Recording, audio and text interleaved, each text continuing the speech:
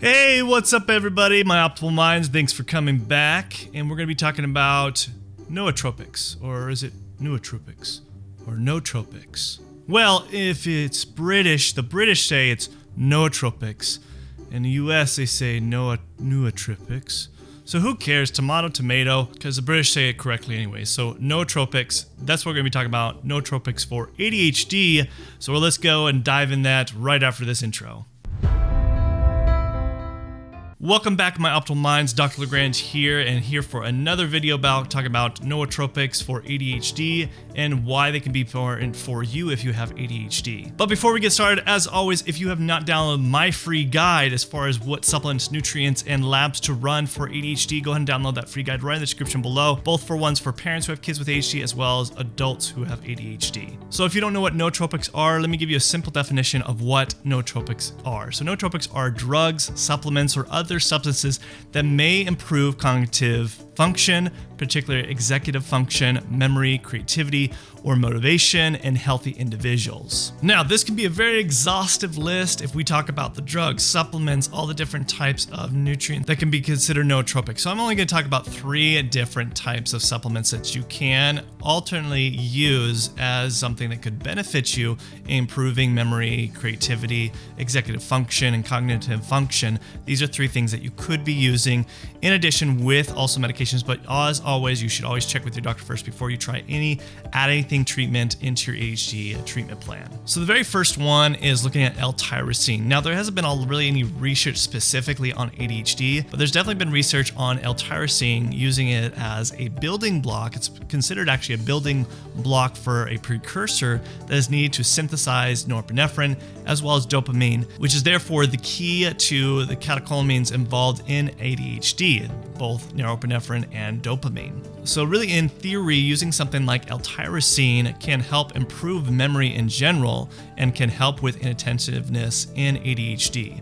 The second one that I want to talk about is vitamin B6. Vitamin B6, just like any other kind of B vitamins, are really helpful for the brain because they're actually used as pretty much building blocks for a lot of our neurotransmitters that we rely on when we have ADHD, such as dopamine and norepinephrine, that are really important when it comes to ADHD. But specifically, vitamin B6 has been shown in research that have suggested that vitamin B6, when combined with magnesium, appears to have actually calming effects on the nervous system in younger populations, which suggests that it may have a promising effect on alternative therapy for ADHD. Obviously not a replacement, but it can help improve upon people within the nervous system, calming effects to help younger children who have ADHD that are more of the hyperactive type, can help improve that, but also can help with inattention and memory. The third nootropic that I want to talk about, and I actually talked about this in my last video, is phosphatidylserine. If you haven't watched that video yet, you can click the card up here to watch that. But basically what I said in that video is that phosphatidylserine does help with optimized brain cell membranes.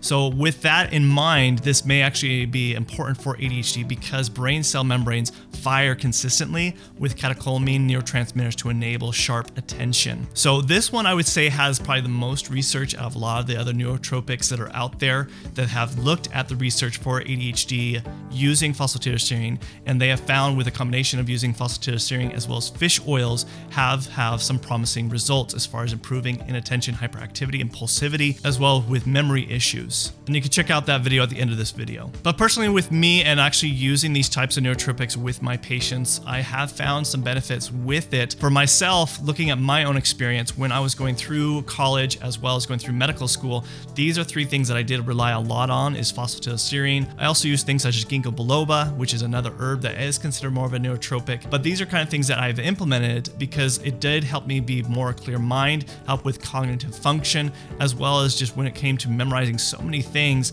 it was just too tasking for the brain for somebody who has ADHD and also dyslexia becoming an issue. So I would rely on taking these supplements throughout college, and I did find a huge benefit by using it. And anytime I did not use it, I did find myself suffer as far as when it came to learning and comprehending things, as well as just remembering things as far as my cognitive and executive functioning. But also with my patients, I see this to be really beneficial to be able to implement certain things as nootropics and other supplements that can be very beneficial when it comes to ADHD, because there's different variances. Different people have different levels of ADHD issues, and it isn't always an issue when it comes to basically having a hard time learning in school. That's not every person who has ADHD. In fact, there's very intelligent people with ADHD that excel in school, but just maybe have a hard time being motivated, and these nootropics can also help with motivation. But if you're looking further than just those three things that I mentioned, I actually dive in more in depth in my free ADHD guide that goes over nutrient supplements, labs that you should be running for ADHD. You can download that free guide in the description below,